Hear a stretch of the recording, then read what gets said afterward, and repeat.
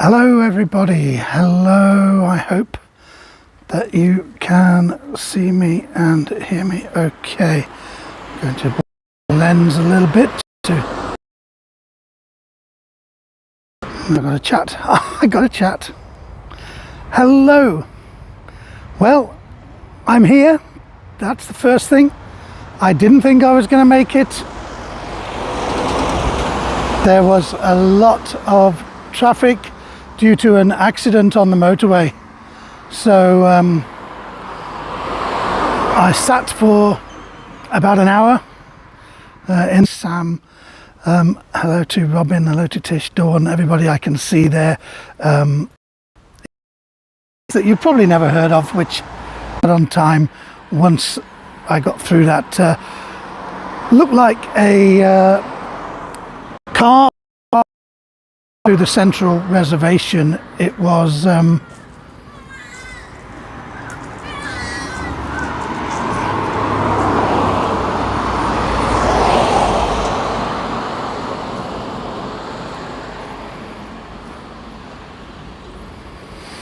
don't know what's wrong with this then. Let me try switching it to this one. Connect me.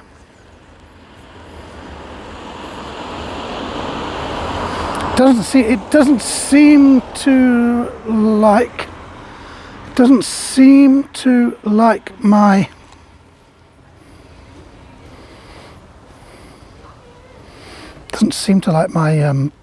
mobile Wi-Fi. It prefers just the mobile data signal, but we'll do our best. I've got I'm showing at a better bit rate than I had at any stage of the tour on Monday in Manchester, so hopefully it should be okay.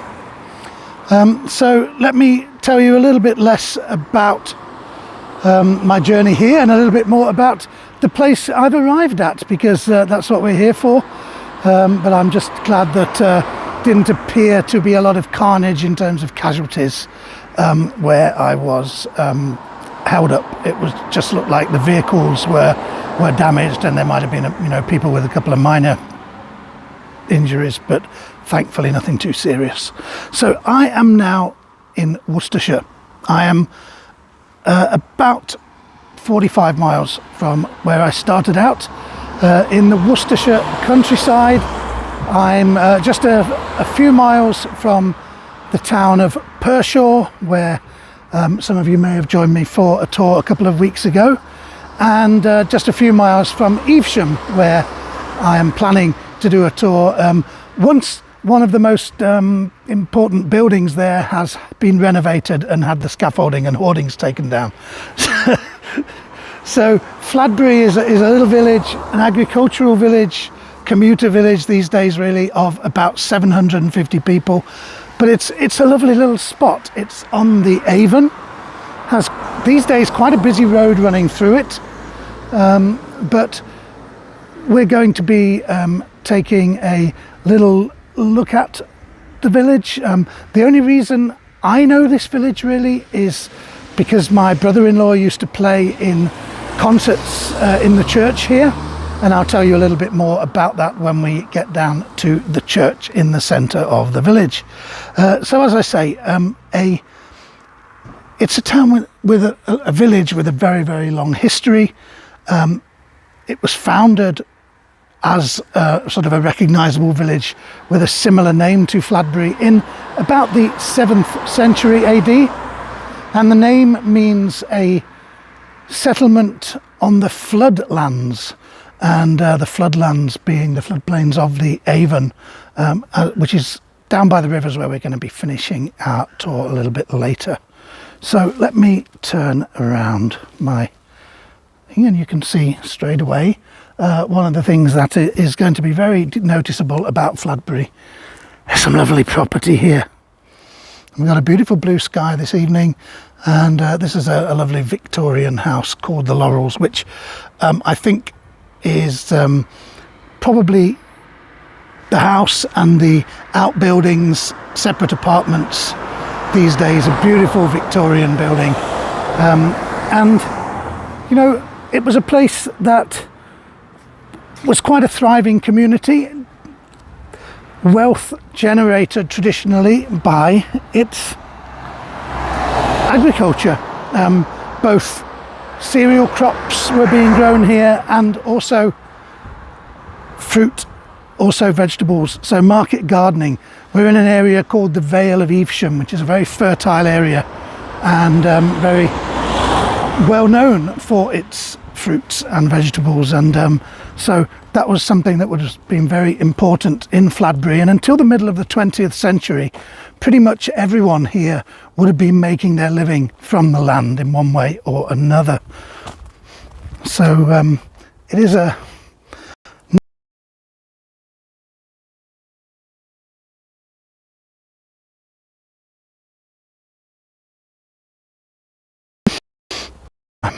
I'm personifying my microphone wire now. Oh, we got some lovely, talking of fruits, these are not the ones that would have been grown for commercial reasons, but they look like they're coming on, these blackberries, don't they? You know what?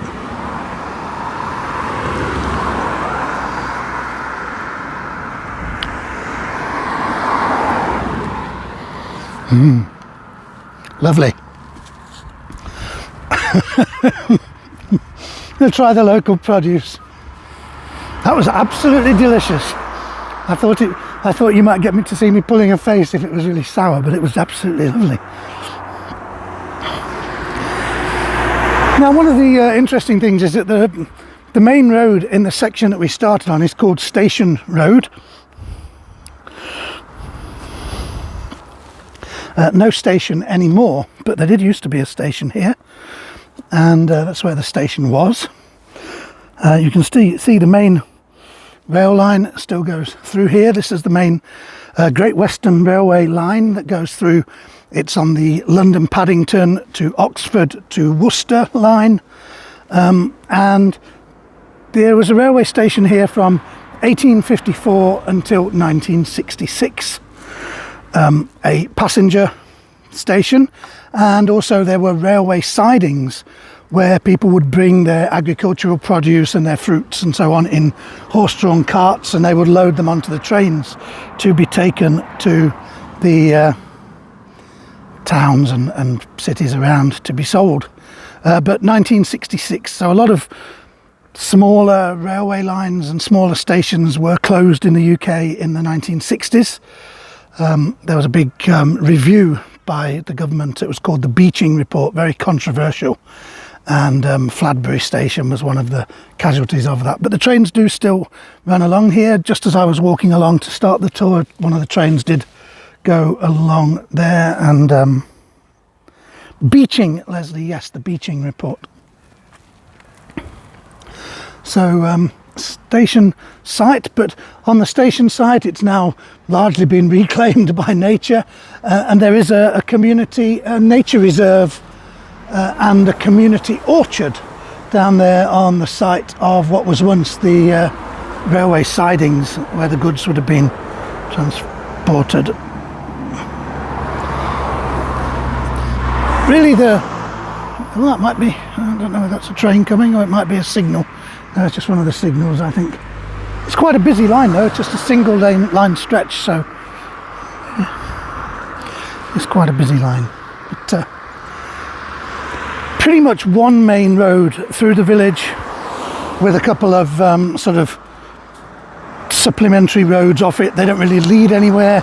They would once have led onto farm properties, and some of them have now been built on. So we've got particularly here close to where the station once was, where presumably there would once have been some kind of storage sheds and sort of facilities for the railway. So here I said there was the community orchard and nature reserve. That's on the site of the former railway sidings, but you can see we do have a modern housing development here which has grown up since the demise of the railway station. And the road that leads onto there is the very interestingly named road. It's called Butt Furlong. I have no idea really, except that it could be something to do with the butts which was the place for archery practice. So, Butt Furlong, there we go.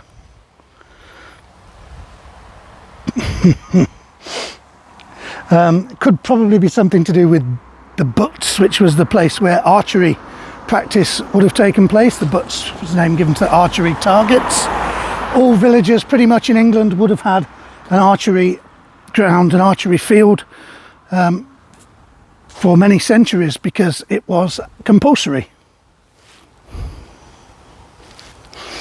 Because it was compulsory for all men and young teenagers, once they were strong enough to pull a bow, to practice archery every week. It was a public archery practice. It was a legal requirement.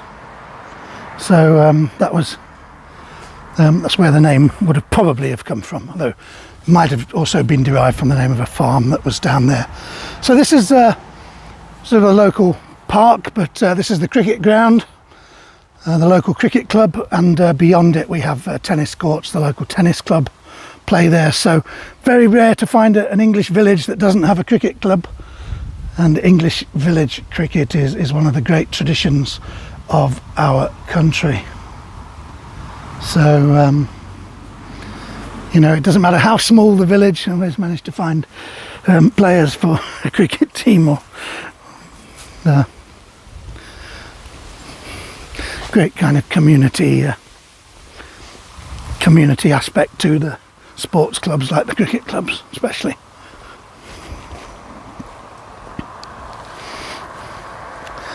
Now the houses that make up the village, they're not from any one particular period as a sort of a general rule. It's a village that has grown up over time. It didn't kind of appear for a specific purpose or at a particular time. It's a village that's kind of evolved and changed and grown up. So it has a variety of houses from a variety of different periods in history. As a new building was needed or needed to be replaced, that's what was done. That does include a couple of really old ones, like this beautiful thatched cottage here, which is it's called Yew Tree Cottage, which I think refers to the hedges that are yew trees. So isn't that a gorgeous timber framed thatched building, probably from the 15th or 16th centuries, not sure of the exact date on it. I'm holding up traffic here, they seem to think I want to cross. Well, I'll go and give you a little closer look at it. But it's had supplementary things built onto it, the chimney stack, the brick chimney stack at the end, later 18th century most likely, but a beautiful traditional English cottage. Isn't that great? They've still got a TV aerial as well. Not sure whether I can. They've also got about 19 cars. I don't know whether they're having a party. There are also some lovely gardens. People do take a great pride in their gardens here, and every year there's a village festival called the Walkabout Festival, and what they do, they have central events within the village, and they have a flower festival in the church, but they also have about 20 of the private homes in the village that actually open up their gardens for people to go and take a look, and they serve drinks, and all the money collected goes to local charities. So it was on the 1st and 2nd of July this year. Beautiful. Starting to come to the latter part of the summer now, of course, but still got some lovely blooms and still got butterflies. Seen a lot of butterflies in the last couple of weeks. So another lovely house here. It's a Victorian house, but built in the style, very much of an old-fashioned style. Beautiful. Now we've seen a beautiful timber-framed little cottage, and probably, well, definitely the best timber frame building here in Fladbury, I think, is this one, which is called the Old Barn. And no prizes for guessing that it began life as a barn.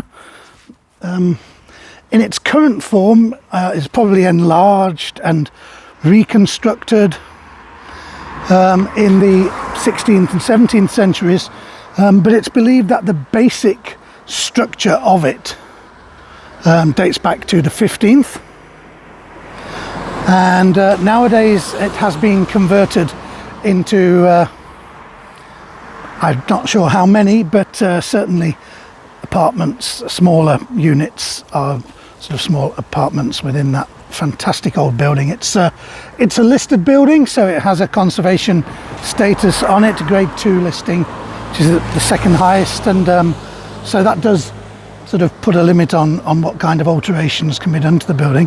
The interesting thing I discovered about it, I'm not sure exactly when it got its listing, but when it was listed originally, apparently, according to the historic buildings website that I look at when I'm researching some of my tours, when it was originally listed, it was just called the Barn, Fladbury. At some stage, they decided that it wasn't just a barn; it was an old barn. So the name on the listing was officially changed from the Barn to the Old Barn.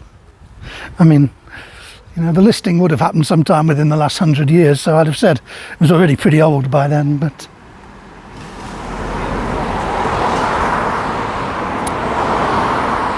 like a lot of these little villages, they were dominated when, you know, in their early centuries after they were founded by wealthy landowning families who, you know, owned the largest farms. A lot of people might have worked on their land, been tenants, and here in Fladbury there was no exception, and the manor house we're going to see very soon, it's not an original manor house. The manor house that we see today was built in around 1700,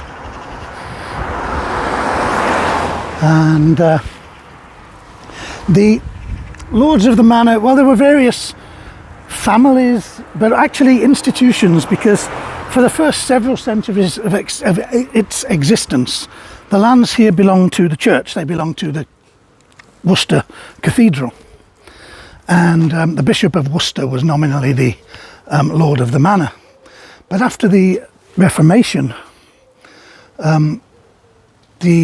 those things were secularised, and various wealthy local families, the Henley family, the Hales family, they were sort of the two of the big names around here, and later the Perrott family, who were lawyers. That name came up on the tour of Pershaw, a very wealthy family of lawyers. But these days, the manor house, you know, the title of Lord of the Manor was reacquired by the Diocese of Worcester, just as a historic act really, and the actual manor house is now privately owned, and one wing of it is actually a rental. It's on Airbnb, so you can actually go on Airbnb and rent the one of the wings of the Fladbury Manor House.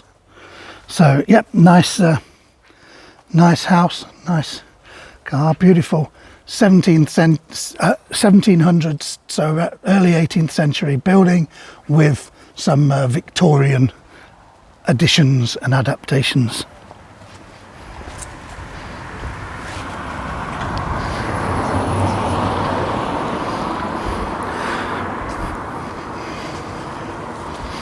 And again, a listed building, conservation status. Throw in the car, Susan. Well, if you can afford to buy the manor house, you can probably already got a decent car. Here's another view. It's got plenty of garages. I don't want to walk. Don't want to. There we go. Let's say I'm trespassing, but there we go.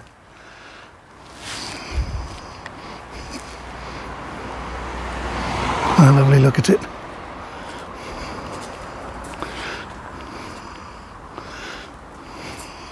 You can rent a wing, yeah. If you lost the one you got to, that's right, yeah.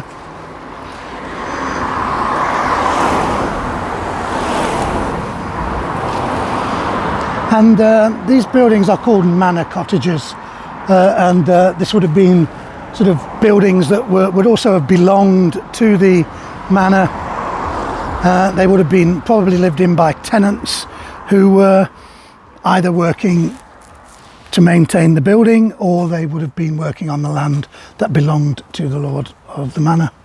There's manor cottage there, and there's the actual complex behind it is called manor cottages, and we've got little manor cottage, little manor cottage, and then there's the manor barns behind it, which have also now been converted for residential purposes.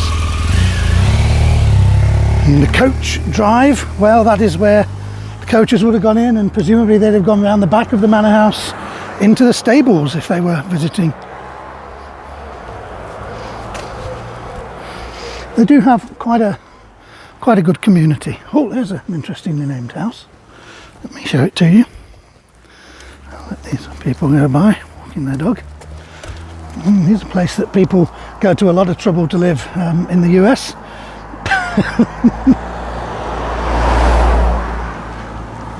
Hopefully the person who's here has much less stress than those who live in the other one in Washington DC. Probably about the same vintage as the other White House, but much quieter. Not such good security though. They do have a good community here, have a lot of community activities centred on the village hall that we'll see, but we can see the old phone box here. This is, I mean, I've seen a lot of phone boxes that have, this has got Fladbury's telephone box library. That's a good old selection there. Look at this. Got a couple of good books there as well. Oh, they've got the Robert Galbraith book that's only just come out in paperback. Your mum used to live in White House in Falmouth, run as a B&B, lovely. So, oh, lovely. I don't think I've ever seen a village phone box library that actually has sections: classics, autobiographies, thrillers, and mysteries. Very good. A lot of readers in Fladbury, by the look of it. Very, very well kept local library, and a lot of their village activities are centred on this place, Fladbury Village Hall, which opened in 1905. That's when it was built, and you know, it's home to a social club, which is a place where people can get a drink. They have social events as well, probably some sporting teams out of there, and the village hall itself is used. People can hire it, and it's used for local clubs and societies, adult education, dance classes, those kinds of things. So yeah, Nicole Cormoran Strike book, but it's only just come out in paperback, so to already have it in the phone box library, that's pretty good.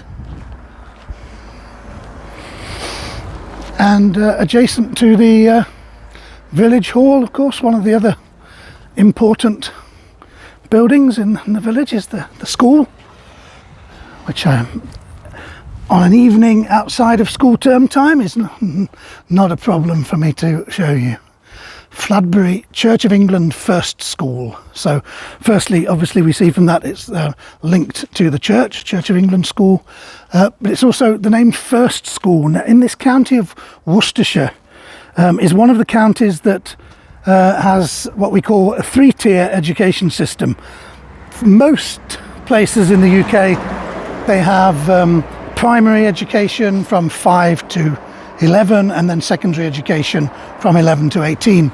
Worcestershire and some other places, they have what we call a three-tier education system, and that means that you have a first school like this one, which is for children from the ages of 5 to about 8 or 9.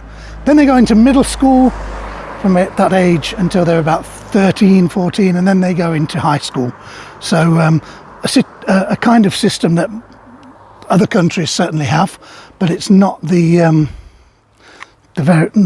norm for the UK. But Worcestershire does have that, and that's why we have the first school. So the kids will go here. It serves this village and a couple of other neighbouring villages, and they will then go to a middle school which is in a slightly larger village called Pinvin, and then the high school will be in the town of either Pershaw or Evesham, the two larger market towns in the area. So Church of England School, and no great surprise that it is pretty much adjacent to the church in that case. And this is Fladbury Church, the Church of St. John the Baptist. Probably quite a fitting designation for a church that stands adjacent to a river. The Avon is just behind the churchyard. So all the time as we've been walking, the Avon has been over to our left, behind the houses, behind the school. And the church here is, well, it's kind of it's a very pleasant medieval church.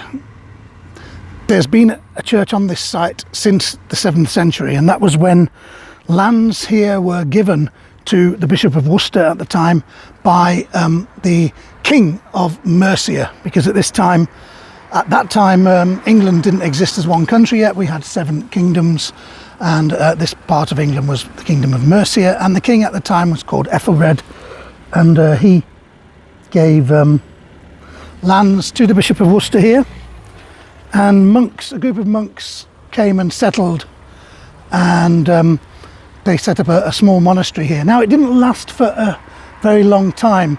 The monks moved on, and the monks founded a monastery, an abbey, in the town of Evesham, just along the Avon.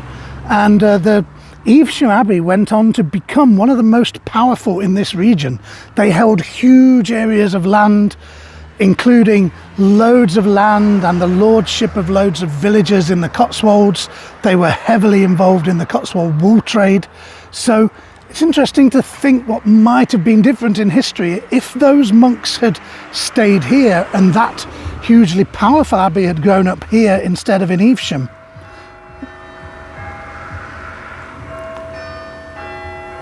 Oh, and there we get a little chime of the church clock for the half hour. You know, maybe history would have been a little bit different. The church itself, as we see today, there's nothing of those Saxon remains. The lowest section of the church tower that we can actually see here is Norman, that's 11th century, but the majority of what we see in the church, or on the outside of the church, in terms of its building these days, is 13th century, including the lovely tower. Now there's a couple of very significant tombs in there belonging to members of a powerful local family called the Throckmorton family. Interesting name, Throckmorton. And the Throckmorton family were a powerful Warwickshire, Worcestershire family. So we're in Worcestershire here, but it's not too far over into Warwickshire, and the Throckmortons had big land holdings all over the place. The Thomas Throckmorton, Sir Thomas, whose tomb is within the church here, he died in 1445, and he was a senior officer of the the Earl of Warwick, Richard Beauchamp, one of the great statesmen of medieval England and of that time. He was the man who was in charge of the English occupying forces in France and responsible for the trial and execution of Joan of Arc. And Thomas Throckmorton was his senior kind of officer within his retinue, buried here in Fladbury Church. There's a village just a couple of miles away called Throckmorton. Now, after the Reformation, the Throckmortons became known as one of the most staunchly loyal Roman Catholic families in the country. Even though Roman Catholicism was suppressed officially, it was still, people knew there were families still who were Catholic. and they were linked to the plotters in the Gunpowder Plot, the Catholic plotters of 1605. In fact, when the Roman Catholic faith was legitimised again, so-called Catholic emancipation in 1829, the first person who was elected a member of Parliament when Catholics were actually allowed to stand for Parliament again was a member of the Throckmorton family.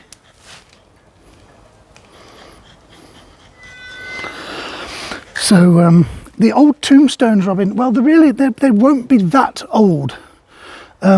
The tombstones in the churchyard here, they will be 300 years old at the latest, I would suspect, apart from maybe some of the really big memorials, because they didn't really start using them until about that time. It wasn't kind of the tradition, it wasn't the fashion.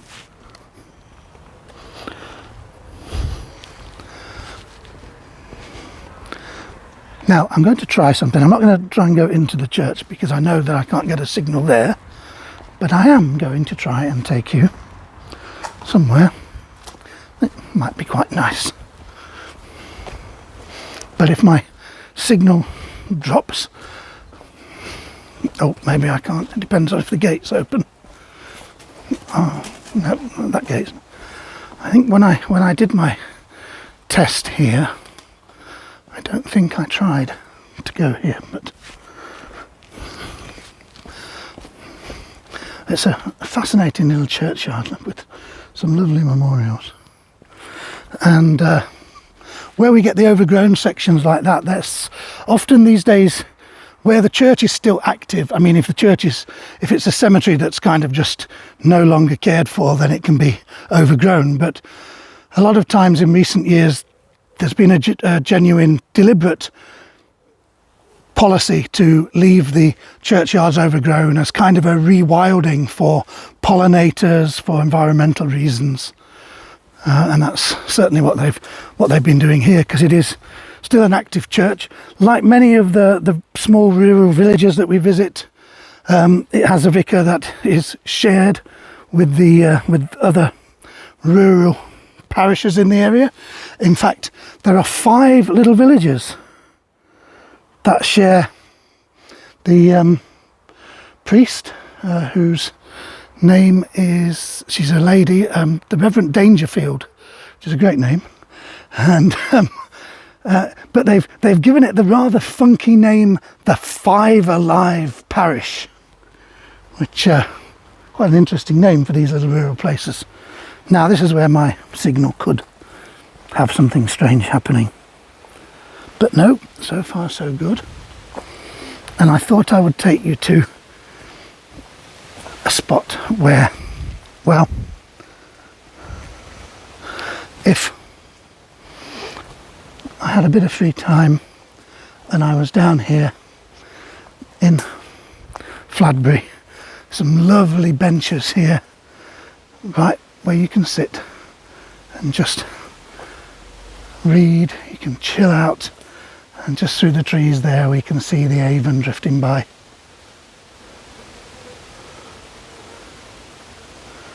Dangerfield and Throckmorton, it's a good name for a, it sounds like either a firm of lawyers or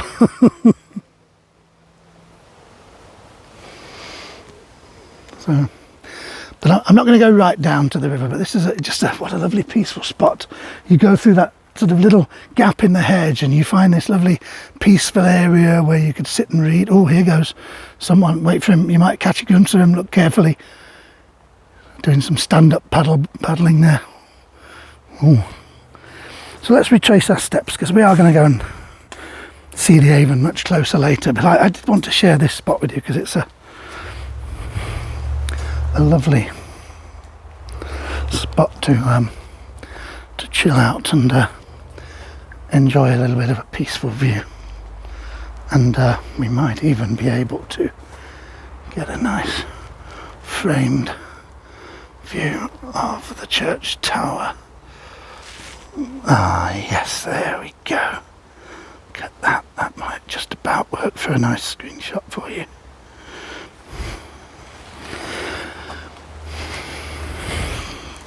So yes, the Reverend Dangerfield covers 5 parishes. One of them is the aforementioned Throckmorton, and I know some of you do, and I do also love a humorously or strangely titled village. Well, there's one of the neighbouring villages here that is also covered by the same priest, is called Wyre Piddle, the village of Wyre Piddle. Now the name is from its location. Wyre refers to the Wyre Forest, which is a huge ancient forest that covered big chunks of Worcestershire. We're very much on the fringes of it here. But the name Piddle refers to the Piddle Brook. And the Piddle Brook is a little stream that runs through that village that is a tributary of the Avon. But Wyre Piddle, what a great name for a village. And it did used to have quite a well-known local brewery, but they closed in 2015, and they used to make a popular ale that was called Piddle in the Hole.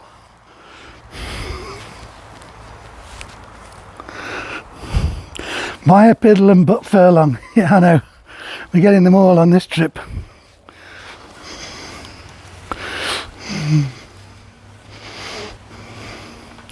Now, it's a very interesting building opposite, and it's another 18th century building. It's kind of the second grandest building in the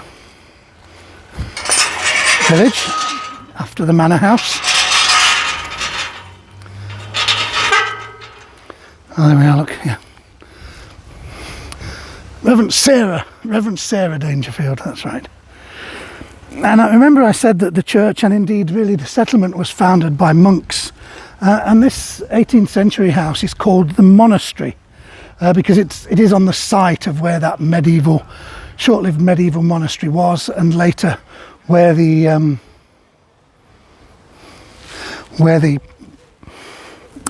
priests, there was a group of priests operating here at the church, and that's where they lived.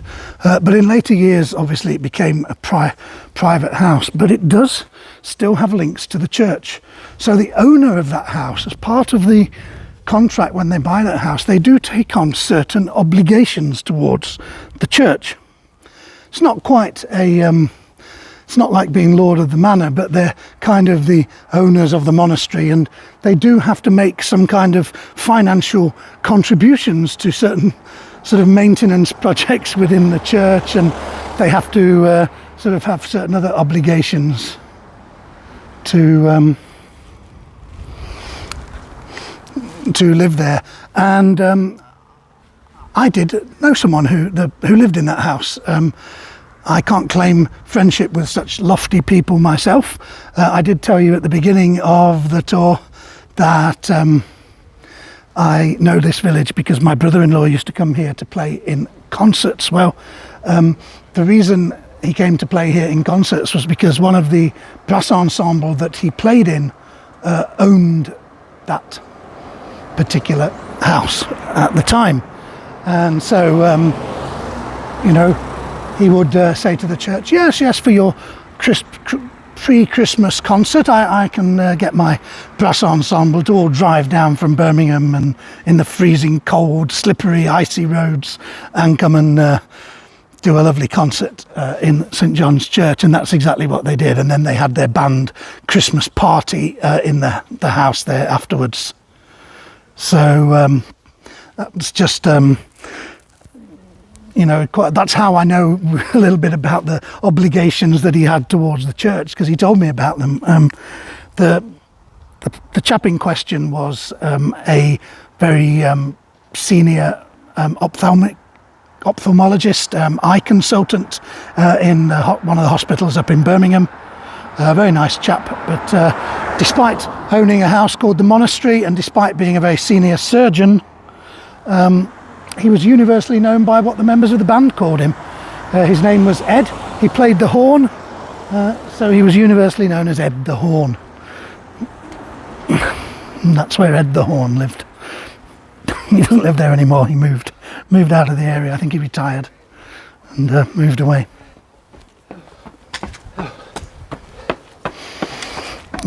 He Sounds like he might need a surgeon, not an eye one though. Oh, there aren't many businesses within the town, but the ones that there are good ones. Fladbury Pie Shop.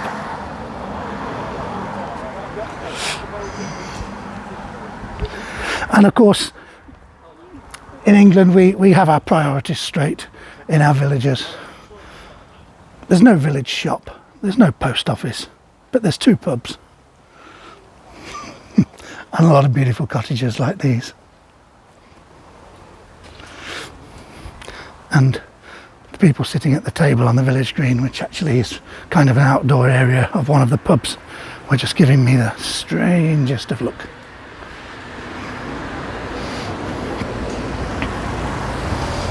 So, a lot of people sitting outside the pub. I'm not surprised, it's been hot today. It's been about 28, 29 degrees Celsius here this afternoon. It's been a really beautiful day, which everybody's making the most of after a lot of rain. But this is the... oh, it's a free house, Elizabeth. You'll be good with that one. Hey Dave, fancy a beer? Hi. Cheers. So this is the Anchor Inn, one of the 2 pubs of Fladbury. Obviously the name, the Anchor, relating to the Riverside location of the village, and the fact that it was important for transportation and for the local economy. The Anchor, and friendly locals as well, offering me a beer. I'm working. I can't. Not while I'm on duty, I have to say. Dorna, it's a pie shop in Fladbury. There's not anything specific called a Fladbury pie, to the best of my knowledge, unless if there is, they invented it. And as I said, one of 2 pubs, both about 300 years old. The other one is at the end of this road. It's the grey building at the end of the road, but the road is actually named after it. It's called Checkers Lane, and Checkers is a very common pub name. In fact, it's one of the oldest pub names. And this idea of the use of a checkerboard as a symbol for a pub is actually one from Roman times, and they discovered at Pompeii and Herculaneum inns, what are pretty certain to be inns, where they have this motif used there of a checkerboard. Nobody knows really why, but the thought is perhaps, you know, that link between gaming, like playing drafts or checkers or whatever, with a place where you might get a drink, just that kind of social centre.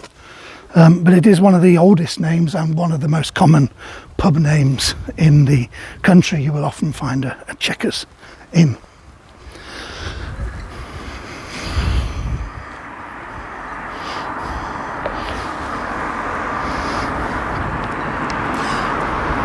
The Checkers Inn also has accommodation. I'm not sure about the Anchor. I don't think the Anchor does. The Anchor does food. So here's their lovely village sign. And I do love these. I do love the way so many villages have done these signs, had them done as either Millennium projects or Jubilee projects and things, with lovely, you know, getting the local artists to create something.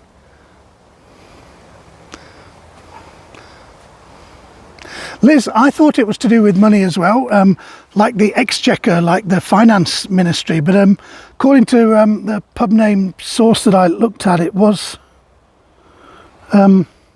it's the link that they made was to do with gaming, so I'm not sure. But whatever the significance of it originally was, certainly was Roman. There's even suggestion it might have been Egyptian in some, and you know, a very old and traditional name for our pubs. So we've got the local depiction of the village there. If you want to see the Fladbury represented in more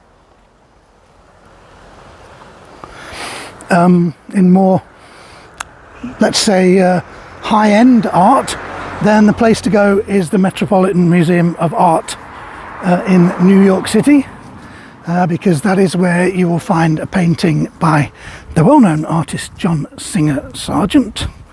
And Singer Sargent, he loved this part of England. He lived for a while not too far away from here in the Cotswold village of Broadway, where he did a lot of his work.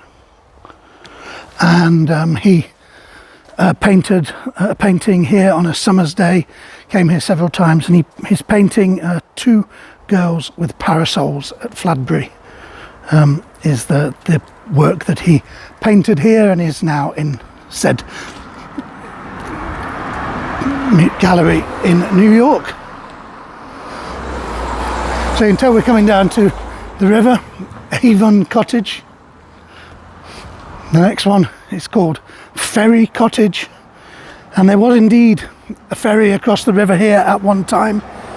In fact, the mechanism for it, because it was one of these, like the one in Stratford upon Avon on up river, where they wind it along and it goes across a cable or a chain.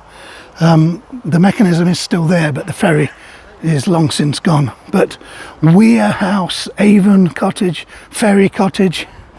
There's a few clues in the names of the houses. Tish, yeah, it's a beautiful painting, very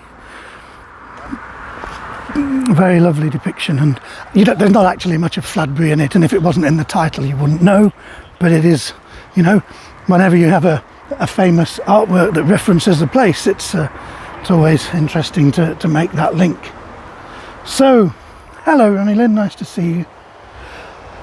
So we're at a lovely place by the river, and there are two mills here. One is Fladbury Mill on this side of the river, and on the other side of the river is the mill in the smaller village opposite, which is called Cropthorne. And the weir is here that controlled the flow of the Avon from medieval times and helped to power the mills. But it meant that the river wasn't navigable because of the weir. And so in the 1600s, 1635, the owner of Fladbury Mill, a man by the name of Mr. Sandys, he invested £20,000, which in 1635 was a vast sum of money. And he invested that in a scheme that would install a system of locks and would make the Avon navigable between Stratford upon Avon and Tewkesbury downriver from here where it meets the River Severn. And so that benefited not only his business at the mill in terms of transporting goods, but it also enabled goods to be brought into the area and just boosted the whole local economy. And one of the goods that was able to be brought along the river because of that was coal. And that is why this lovely idyllic spot where we're standing, and this lovely little grassy area with a beautiful tree and a couple of benches, beautiful views over the Avon, is called the Coal Wharf, because that's what it used to be. So let's look across the river, shall we, to Cropthorne Mill. There's Cropthorne Mill. Dates back to the 1600s. And the two millers they weren't really in competition. They used to work in conjunction with one another because there was a lot of work to be done. And, they had to grind the grain and other products that were needed for their respective communities. But they were also involved in the production of cider. So, as I mentioned, lots of fruit around here, lots of orchards, and both of the mills got involved in the production of cider from the apples, the local apples, and they worked very closely together, linked by the ferry and by their own boats. So here's the beautiful view across the river to Cropthorne Mill, which is now a private house.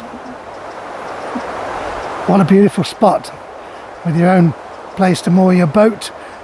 The only thing is, it is a beautiful spot, but it's not a lot of privacy. And, I remember when I did come down here to do my test here, that the family who lived there, they were having they were sitting out having a barbecue or something on outside their house, but it, you know, they were in full view of anyone who happened to come down here and point a gimbal at them, or just to see them, you know. So you know, but it is a beautiful spot, isn't it? You know, along the Avon, over the weir, and the lock by the mill was over there, so quite overgrown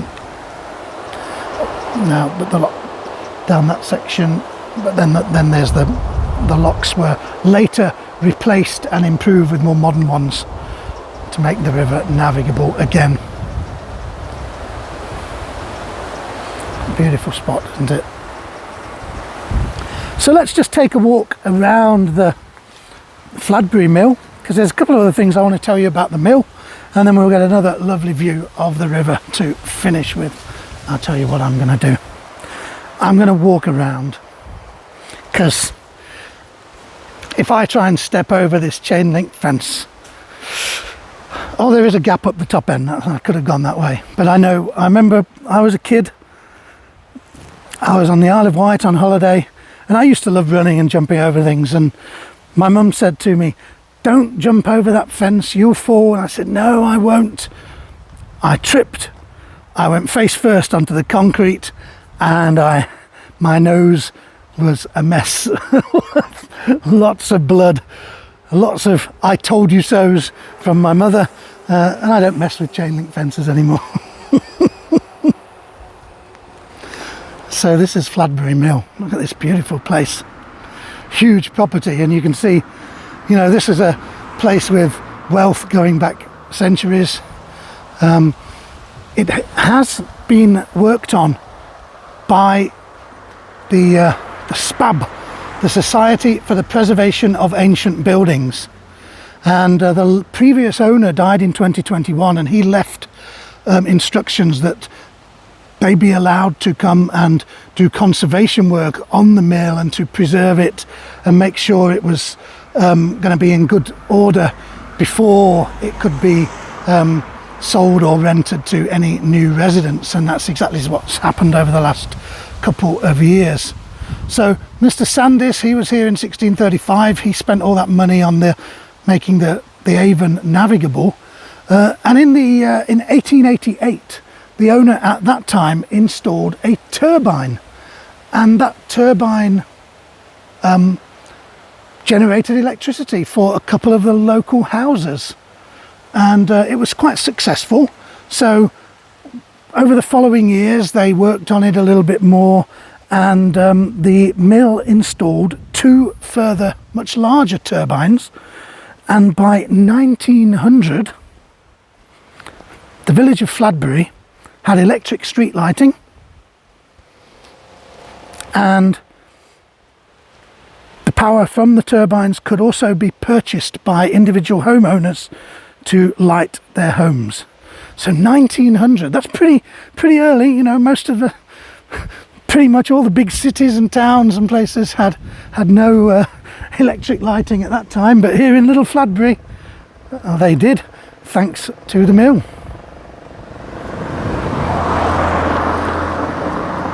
But one suspects that the electricity supply might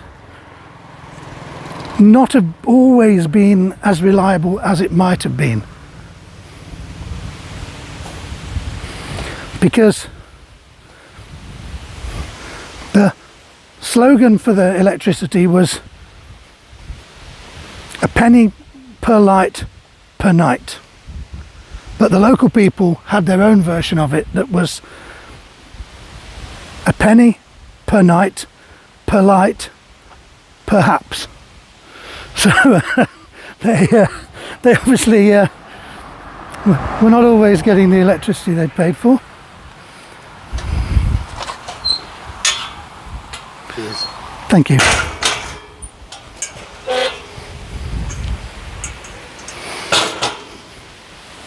And we're going to go through the gate here down onto the field and go down to the river. So there's another view of Fladbury Mill, where they had the electricity generating, the very wealthy investor in river navigations, and it was used as a mill until the middle of the 20th century. But we are here at the end of the village, and until the 1890s there was just a little track here. It wasn't a proper road.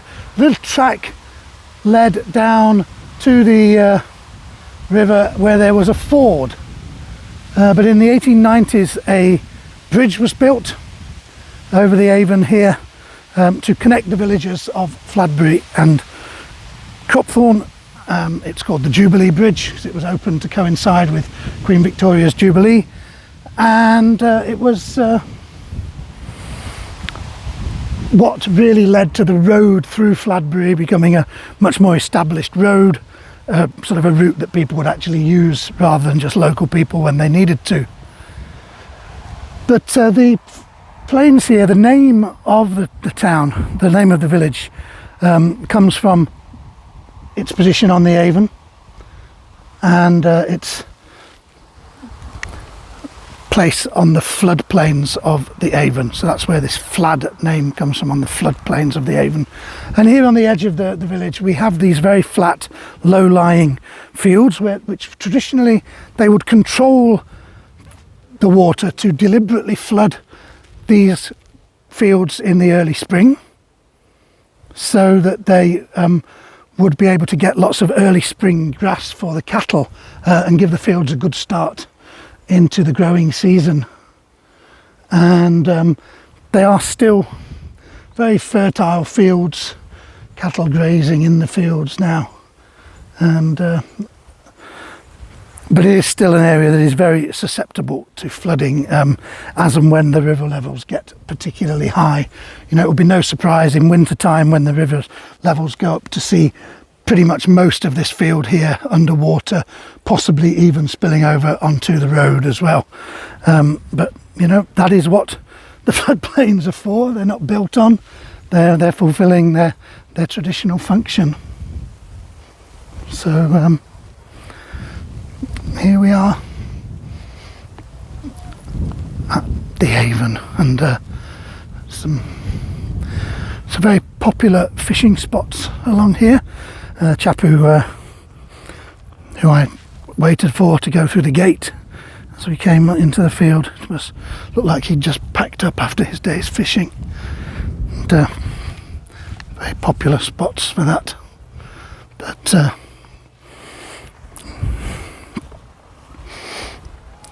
lovely situation here. A bend on the Avon with the grassland here and the cattle grazing next to the causeway. You've got the cereal crops growing on the fields on the opposite side.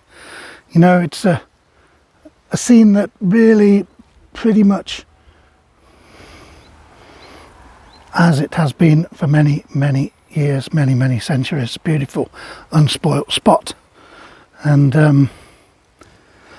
I hope you've enjoyed seeing Fladbury with me this evening. It's been an absolute pleasure to show you around a very small and I suppose in the grand scheme of things insignificant place, but it is always a pleasure to show you these places, and I love showing you places that are not so well known.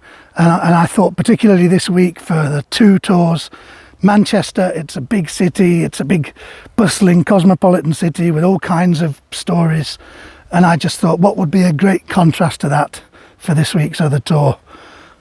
Let's do somewhere that is peaceful, quiet, unspoilt, and here we are. So, and Claire, no, it's not an urban myth. The word Avon does mean river, just like in modern Welsh, and I don't know about Cornish. Maybe you can tell me. The modern Welsh word for river is Afon with an F. So yeah, it means river. And it was kind of, whether it was people just called it the river because it was the only river they knew because they only lived in one area, or whether it was a misunderstanding and invading people, the Romans, the Saxons or whatever, heard the local Celtic people talking about it and thought that must be the name. Nobody knows for sure, but yeah, it's why generally speaking you'll hear me say I might say we'll go down to the river, but when I'm talking about it, I will generally say the Avon. I won't say the River Avon, because you're saying the same thing twice. So thank you very, very much to all of you. Once again, this has been one of our sponsored tours, so thank you to everyone who was generous enough to donate into the wish list for this one.